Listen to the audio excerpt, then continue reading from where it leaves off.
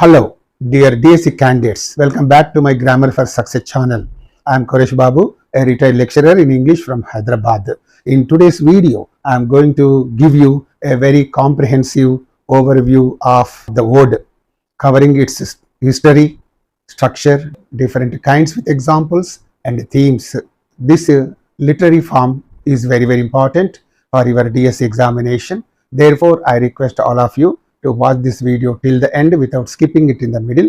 I also request all of you, if at all you happen to like this video, consider subscribing to my channel and sharing this video with all your near and dear ones. Thank you so much. Now let's get into the video.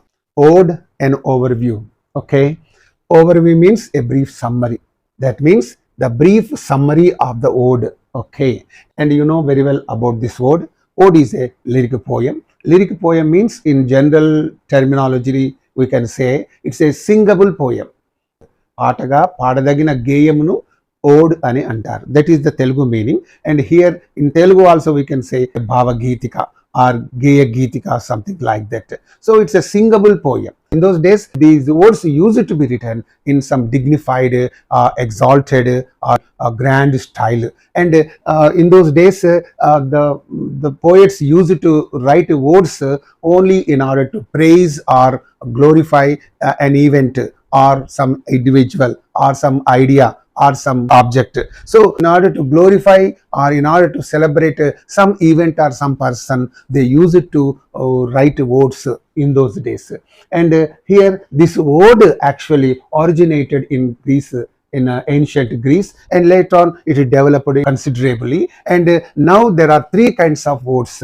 Okay, now they are Pindaric ode, Horatian ode, and irregular ode. So about all these kinds of words, I would like to give you a clear-cut picture in this video. Please pay a very good attention to this. Okay, right. And here I would like to tell you the same point.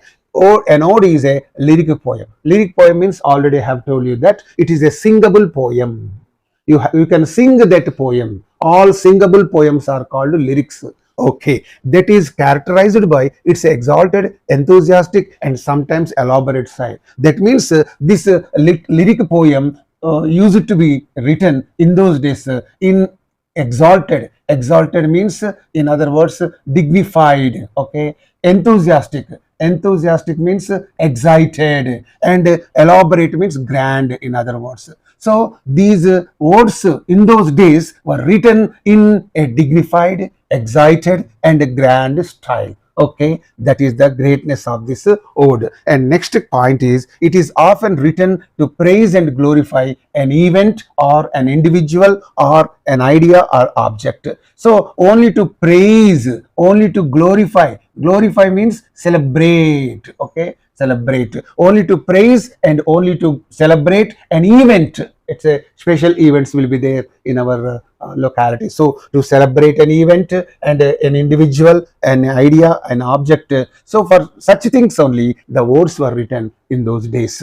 Okay, and the next point is originating from ancient Greece. Now this originated in ancient Greece, and odes were traditionally meant to be sung or recited with musical accompaniment. So these odes were traditionally, what happens, meant for singing.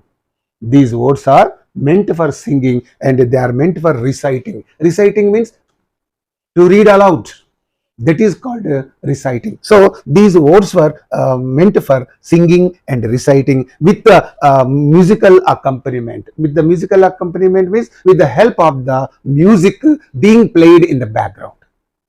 With the music being played in the background, these words were sung and recited. So this is the point. And one more important point is there here. The form has evolved over time. Evolved means developed or improved considerably over time. Over time means over a period of time. Okay, different types of odes have developed. Therefore what happened, this ode has undergone so many modifications, so many changes, and later on what happened, different types of odes have developed, and each with its own distinct features. Odes have developed into three kinds of odes: Pindaric ode, Horatian ode, irregular ode. So all these three varieties of odes maintain distinct features. They maintain their own distinct features. Distinct means dissimilar, different, varied features. That means three odes have three different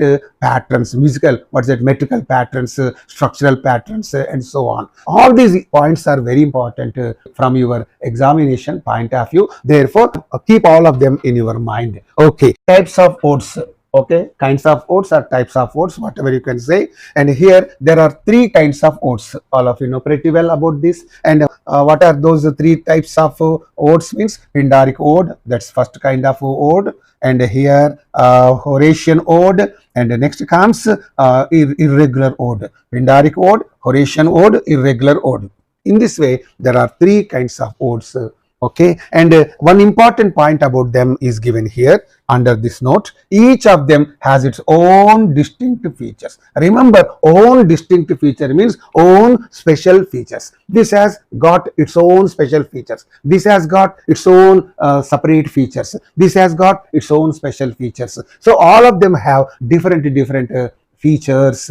Okay, and therefore that is called, all of them have their own distinct features. Please keep this point in your mind. And now let's go to learn about each and every type of ode. Okay, features of Pindaric ode. What are the features of Pindaric ode? Here the Pindaric ode is named after ancient Greek poet Pindar. Pindar was an ancient Greek poet, and this ode was named after that great Greek poet. Okay, it was named after him, right? And here these odes were originally composed to celebrate athletic victories. That's very important. These are mainly written. These Pindaric odes in those days were written mainly or originally to celebrate or to glorify who? The athletic victories. The victories means the victories. Victories means the triumphs. Okay, the victories won by, okay, the successes won by the athletes. Athletic means athletes. Okay, athletes. Athletes means, you know very well, athletes are the persons who are good at playing sports and games. High jump, long jump, running, skipping, swimming, all these things are called athletics. And anyone who is good at these athletics is called an athlete. Okay, athlete, the player. Athletics means the games and sports, okay, that are played generally in Olympics. Okay, you know very well, games and sports. So here in those days, these odes were written only to celebrate or glorify athletic victories. Athletic victories means victories won by athletes or the players, only to glorify that. Nowadays, what are you doing? When somebody makes a century in the one-day match, what happens? You glorify that cricketer. You praise that cricketer. Okay, you love that cricketer, right? That is there. So you love Dhoni very much. Virat Kohli you love very much. So there are many cricketers, you love them very much. You like them very much. So in those days, these were written only for praising the victories won by the athletes. Okay, and they are structured. Structured means framed. Okay, they are framed in a triadic pattern. Triad means what? A group of three is called a triad. Triad means a group of three. Moodu oka chota kaliste, that's called a triad. Triadic means pertaining to that triad. So triadic pattern means pattern having three parts, three groups or three parts. What is the triadic pattern? Consisting of the strophe, antistrophe, epode with varied meters, often complex. So in this word, you can find three patterns. There will be a strophe, an antistrophe, and epode. These three things will be there. And here, they maintain varied meters, metrical patterns. Okay, iambic pentameter, iambic tetrameter, like that. So there are some meters. And here literary meters. So they follow varied meters, different meters, often very complex. They follow complex means very tough, very difficult meters, literary meters. They follow. Okay, and here that these are the features. The strophe and antistrophe have similar metrical structures. These two will have the same or the similar metrical structures. The same meter will be there. iambic pentameter, iambic pentameter, whatever it is like that, and trochaic, some meter is there. While the epode differs, and this epode takes or follows some metrical structure. These two take the almost same metrical structures, while this epode takes a different metrical structure. That point you have to understand. And here one more thing is there. These odes are composed of formal, grandiose, but often with complex metaphors and elevated language. This point is also clearly given here. So these are very, very important points from your examination. These Pindaric odes, what happened? They were composed of formal, not informal language, please. Formal, that means standard, and grandiose. Grandiose means very grand, elaborate, splendid, okay, like that. Elaborate language, grand language, but often with complex metaphors. In these poems, you can find metaphors, but they are very complex. And it is very difficult for you to understand those metaphors. So that's why the complex means difficult metaphors and elevated language. Elevated means what is that? Grand language. Okay, grandiloquent language, like very standard language they use it in the Pindaric odes. So these are the very important features of the Pindaric ode. So these are the important points you have to keep in your mind. And now let's move on to the next slide. The triadic structural pattern. You know very well the triadic structural pattern. In the Pindaric ode, there will be three parts. Those three parts are called triadic structural pattern. What is the triadic structural pattern? This is strophe, okay, strophe, antistrophe, okay, antistrophe, and epode. These three parts will be there in every Pindaric ode. You take any Pindaric ode, you come across these three parts in that ode, right? And here that is called a triadic structural pattern. Okay. Yes, here strophe, antistrophe, and epode are terms used to describe the structural divisions. These indicate the structural division. The poem is there like this. Okay, this is the poem. So the division. This is strophe. This is antistrophe. This is epode. So like that, the entire poem is divided into these three parts. The first part is called strophe. The second part is called antistrophe. The third part is called epode. So in this way, this is called the structural divisions of a Pindaric ode that originated from ancient Greek poetry. These three forms originated in ancient Greek poetry. That means from ancient Greek poetry, these three things were taken. What are they all? Now let us learn about them. And a strophe is there. What is a strophe? Sorry, strophe means the strophe is the first section. First section means the first part of a Pindaric ode. This is the entire poem. This first part of the poem is called strophe, and then comes, and it was originally performed by the chorus. And this first part is performed by chorus. Chorus means what? A group of singers and dancers is called a chorus, right? And this chorus would perform this strophe. This strophe was originally performed by the chorus as they moved from one side of the stage to the other. So this is the dais. This is the stage. All the audience were seated there. Okay. Now what happens, and in our Telugu also, in our Telangana, Andhra also, Oggu Katalu, Burra Katalu, we might have seen all of them. And the main singer will be there, and the supporting singers will also be there. The supporting singers are called chorus. And here all the singers will be there, and this main person will be reciting the poem.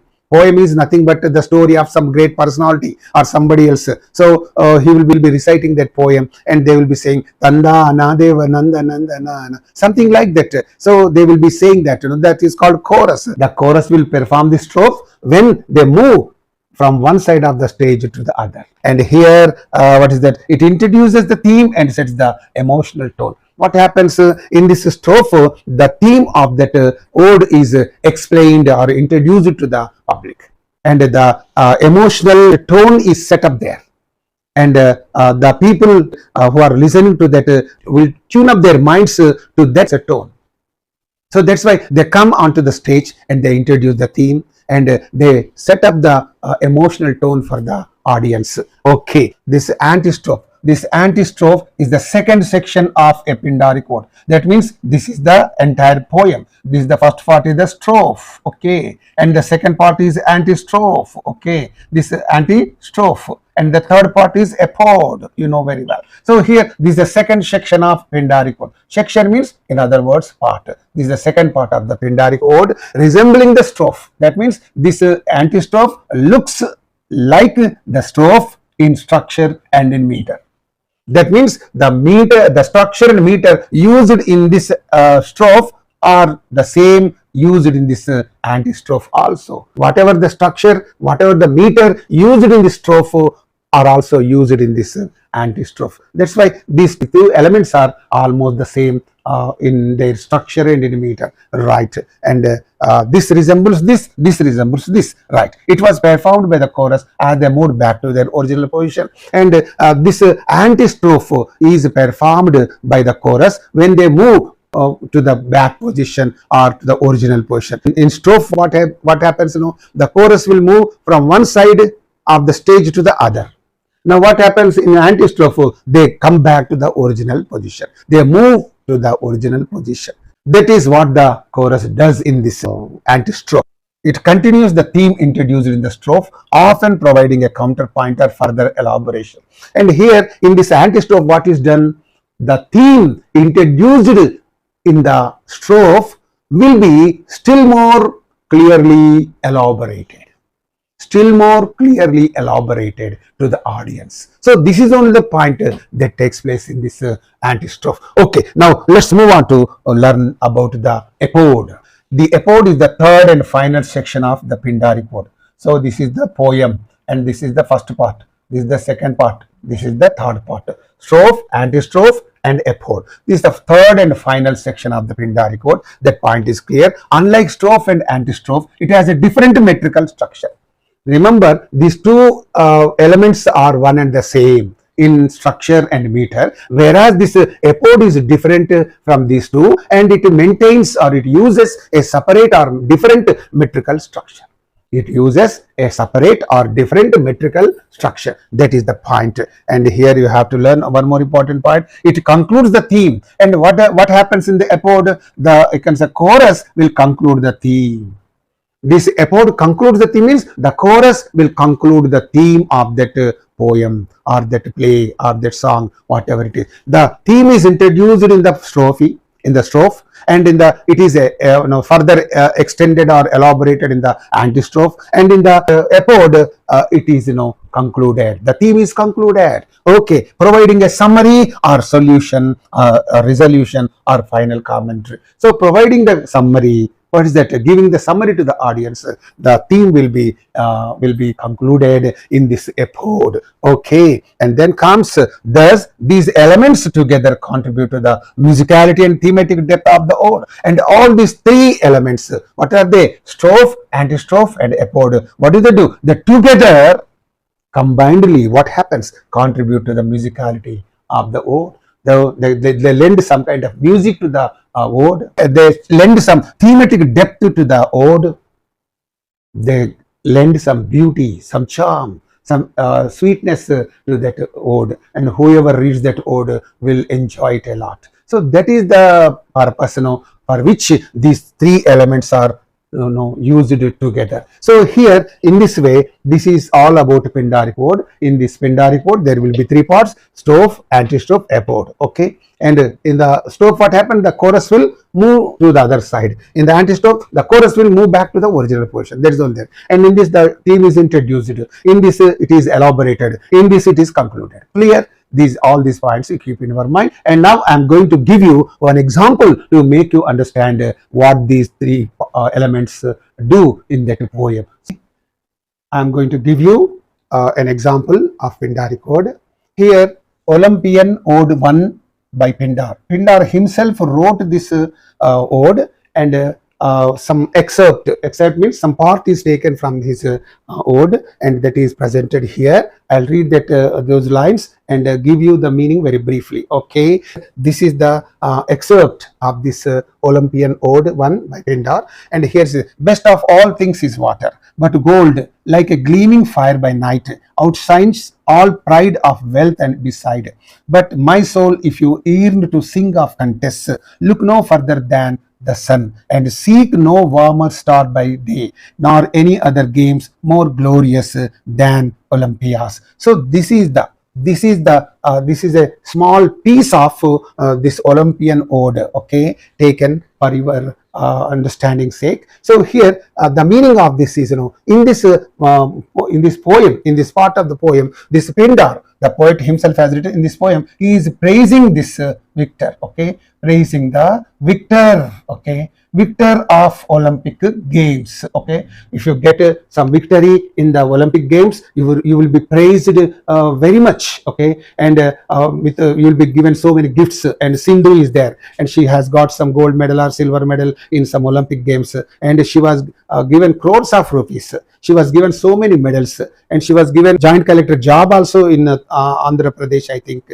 So it like that, a lot of praise will be there for him. In this, therefore, this Pindar is praising the victor of the Olympic Games. And here, if you read the whole poem, you understand that this victor is none other than Hiran. What is that? Hiran. This is not given here, but I have read this poem, and therefore it is given here. Hiran. Hiran is the victor of Olympic Games, and this Pindar is praising him directly. What is he saying? Best of all things is water, but gold like a gleaming fire by night outshines all pride of wealth and wealth beside. So in these lines, I'll just give you. He begins the poem by praising the power of this water and gold. He begins the poem by praising the power of water and gold. Water is powerful, gold is also powerful. You know that very well. And he says this water is essential for life. Without water, you cannot live. Okay. And gold is the most precious of all metals, signifying honor and wealth. If you have more gold means you have more wealth. If you have more wealth means you have more honor in the society. So it's like that. So about these two things he praises in these lines, and he also says that just as water is the best of all natural elements, and this gold is the most precious of all metals, this Hiran's victory is the pinnacle of human achievement. This is the pinnacle. That's the highest peak. That's the highest spot is called pinnacle. So here he says this Hiran's victory in the Olympic Games is the pinnacle of human achievement. This is what Pindar says in these lines. And in these lines, he says he directs his soul to focus on the Olympic Games, the most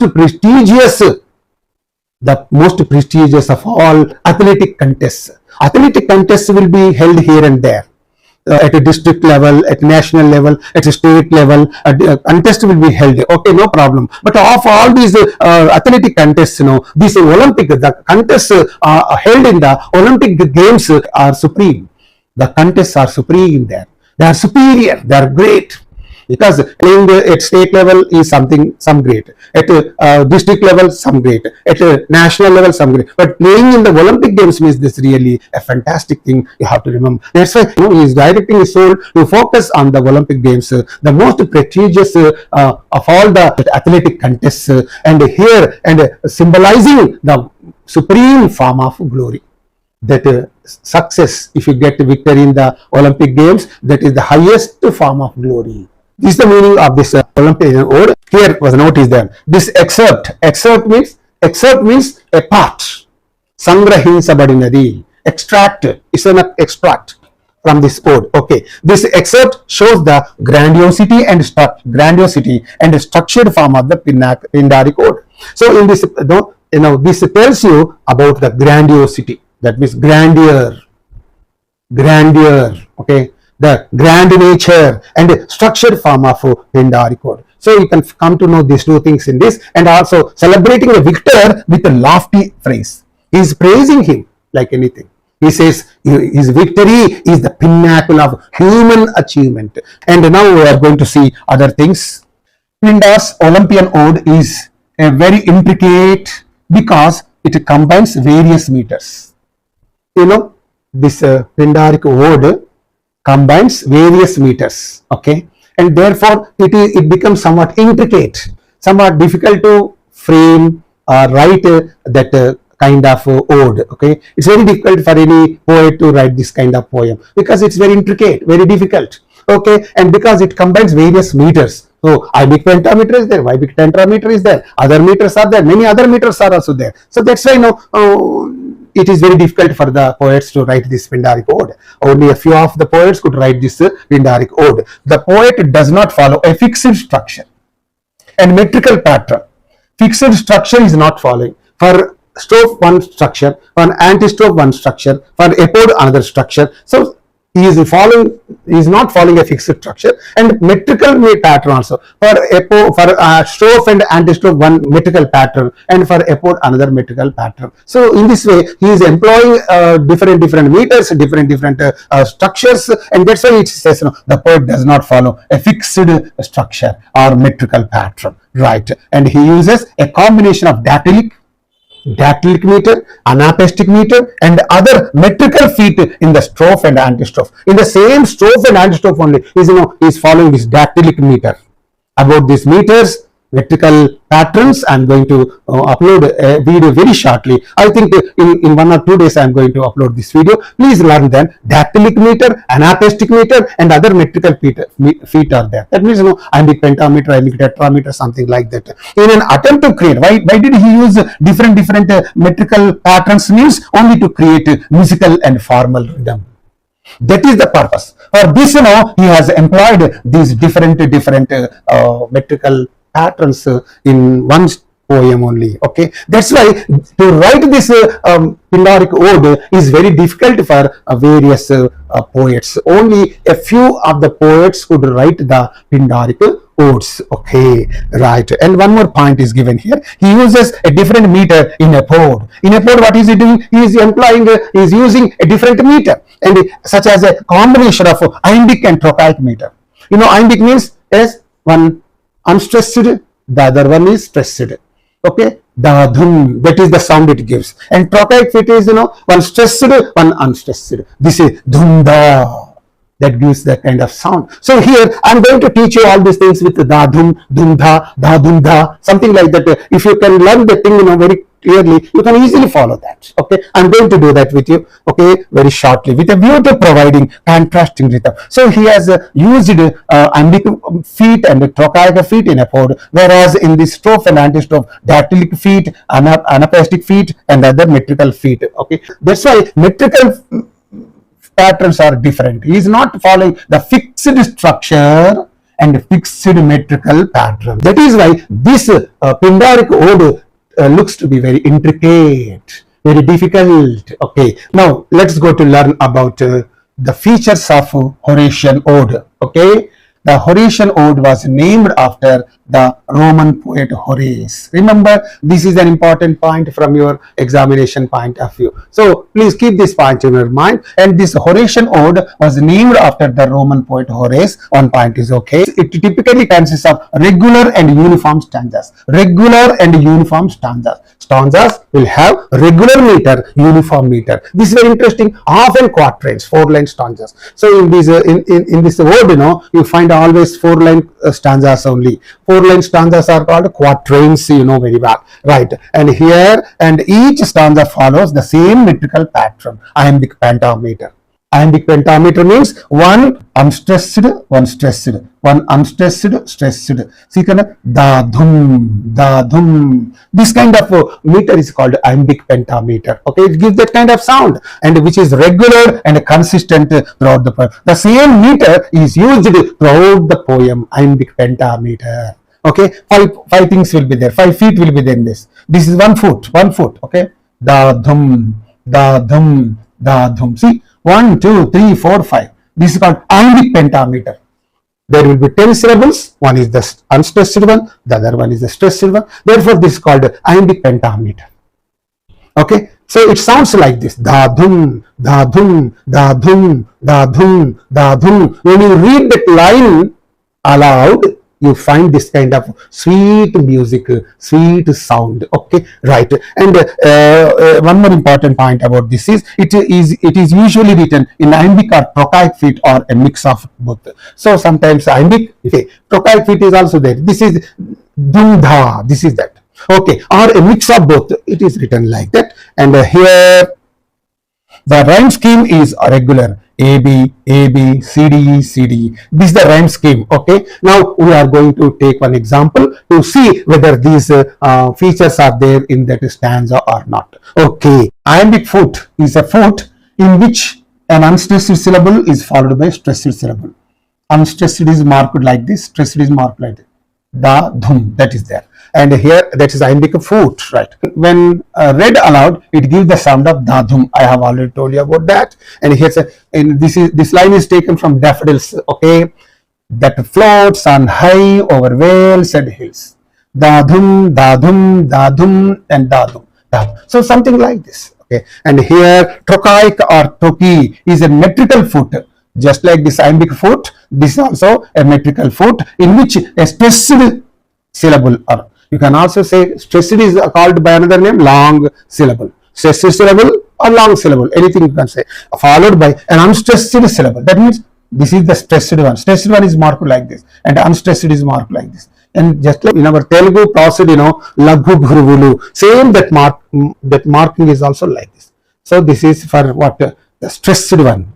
This is the unstressed one, right? And here one, I think I have given some examples. When read aloud, it gives the sound of dhunda. This is dadum, this is dhunda. Some you can easily remember these things. Okay. And here apple, mother, father. So father. Okay. Appear. Okay. I have written a big letter here, but I don't understand. The computer has automatically set right that one. Okay. So apple, mother, father, appear, match, captain. So this is their symbol, captain. So here in all these words, dhunda, dhunda, this stressed, apple, mother, father, appear, match, captain, cap. So stressed. These capital letter things are all stressed. Let us take up an example. An example of Horatian ode. Ode to a Nightingale by John Keats. Okay. Thou wast not born for death, immortal bird. No hungry generations tread thee down. The voice I hear this passing night was heard in ancient days by emperor and clown. Here, this is the stanza. In this stanza, in each stanza, the metrical pattern will be the same. Variable iambic pentameter. Thou wast not born for death, immortal bird, something like that. Pay attention to this. The rhyme scheme: bird, heard, down, clown. A B A B. Rhyme scheme. Rhyme scheme is intact, and here you see the meaning of this. He is addressing this nightingale. In this line, the poet John Keats says, "Thou wast not born for death, immortal bird." He is addressing this nightingale, calling it immortal bird. Oh, Amaramaina Pakshi, something like that, immortal bird. You are not born for death. There is no death for you. Your songs have no death at all. No hungry generations tread thee down. No hunters. Hungry generation means people who hunt birds, people who hunt animals are called hungry generations. To appease their hunger. To appease their hunger, people hunt the animals. Okay. And people hunt the birds also. So here, therefore, he says, he calls them hungry generations. Okay, hungry hunters, tread thee down, they don't kill you. Okay, the voice I hear this passing night was heard. So here, the voice I hear this evening, passing night means evening, is really heard, what? In ancient days by emperor and clown. So your voice, your singing that I hear now was heard in ancient days by emperor and clown also. ఓ nightingale పక్షిరాజమా, ఇప్పుడు నేను వింటున్న ఈ పాట గతములో మహారాజులు చక్రవర్తులు మాత్రమే కాదు, క్లౌన్ మీన్స్ మామూలు వాళ్ళు కూడా వినియే ఉంటారు. అంతటి అమరమైనటువంటి పక్షివి నీవు, నీ గానం అంత గొప్పది అంటూ. So he was praising that nightingale in this poem, and that's a wonderful poem, and this is also prescribed for you in the syllabus, okay, or study, right? The extract demonstrates the personal reflection and serene meditation that is characteristic of Horatian modes. So he is showing the personal reflection here. Serene meditation and personal reflection, these two are indicated in this, right? And now we move on to learn other things. John Keats' Ode to a Nightingale is often considered to follow the Horatian style. So this ode to a nightingale is said to be following the Horatian ode style. Okay, and one point is there, and he uses a consistent stanza form, quatrains, okay, all 4-line stanzas with an iambic pentameter for most of the lines. In most of the lines, you can find only the iambic pentameter. The rhyme scheme is regular, A B A B, C D E C D E, that you have seen now. Only we have seen now up to here, not this one, okay? Because I did not give you the complete poem. Features of irregular ode. So the name itself tells you that it is irregular. Irregular means irregular metrical pattern. Okay, the word that employs irregular metrical pattern, irregular structure. It does not follow a fixed structure or metrical pattern. That's okay. No fixed structure, no fixed metrical pattern. That's clear. And each stanza can vary in length. So the stanza can have 3 lines sometimes, 4 lines sometimes, 6 lines sometimes, 8 lines, 10 lines, whatever may be the length of that. It may vary in length, it may vary in meter, it may vary in rhyme scheme. Rhyme scheme may be different, meter may be different, length may be different. So that's why it's called an irregular ode, right? And here the metrical pattern is highly variable. The metrical pattern sometimes iambic foot, sometimes dactylic foot, sometimes anapestic foot, sometimes trochaic foot, but it is flexible, highly variable, widely changeable and flexible. Okay, and here you pay attention, the poet has the freedom to, and when that is the case, what happens, you cannot write the poem in Telugu also, Naja Baja Jajara Champakamala, something like that. Can you write the poem in that prosodic meter? You cannot write in that metrical pattern. Okay, only a few poets can write it in that metrical pattern. Bharana Babarava, Utpalamala, something like that. What I would like to tell you is, nowadays people are not able to write the poems in the metrical patterns. Naja Baja Jajara. Can you write it like Naganamu, Jaganamu, Baganam, something like that? Can you write the poem in that? You cannot, because you feel very difficult. Therefore, afterwards what happened? Now Sri started writing a free verse without following any meter. Vistondi Gali, Vistondi Chali, Kurustondi Vana. What is this? And they think now it's a poetry. And they say, they praise themselves. Very good, you have done a nice thing. So nowadays it has become so.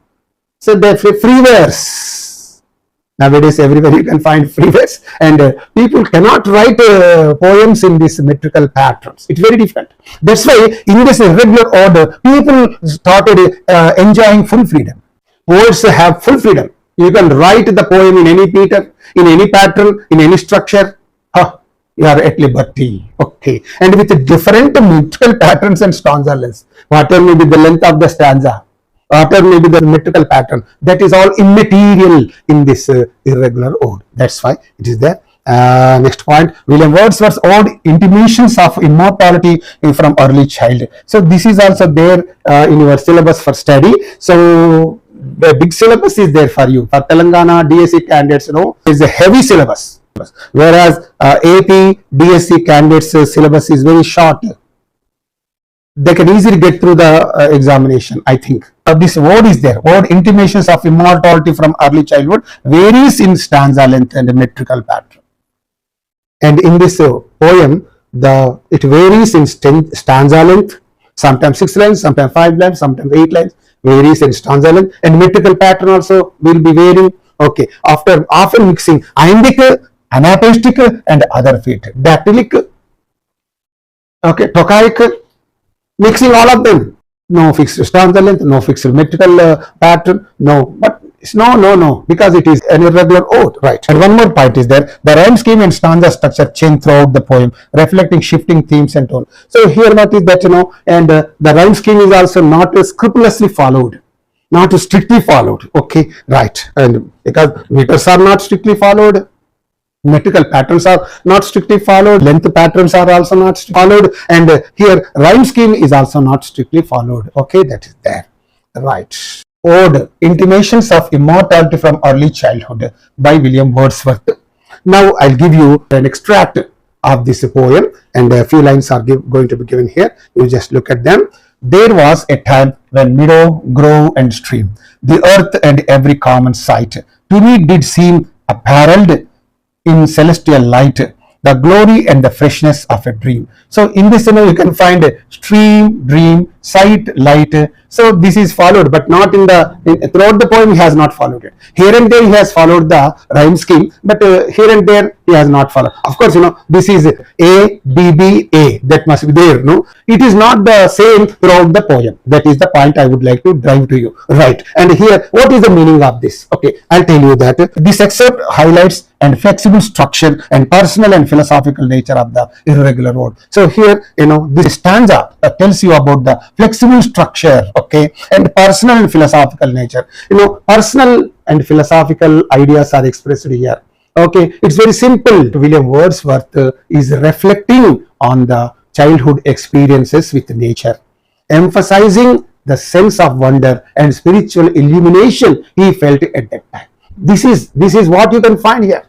And now let's move on to learn other important things. Literary features of odes. Last part of the video, and literary features of, what are the literary features of odes? Odes, again it is a kind of summing up. So odes use formal, grand, dignified language. This is very important. Keep this point in our mind. Okay, to convey their themes, to express their themes. Okay, they make use of formal language, grand language, dignified language. That's one point. Right. Next thing, the central purpose of an ode is to extol its subject. What is the main purpose of this ode?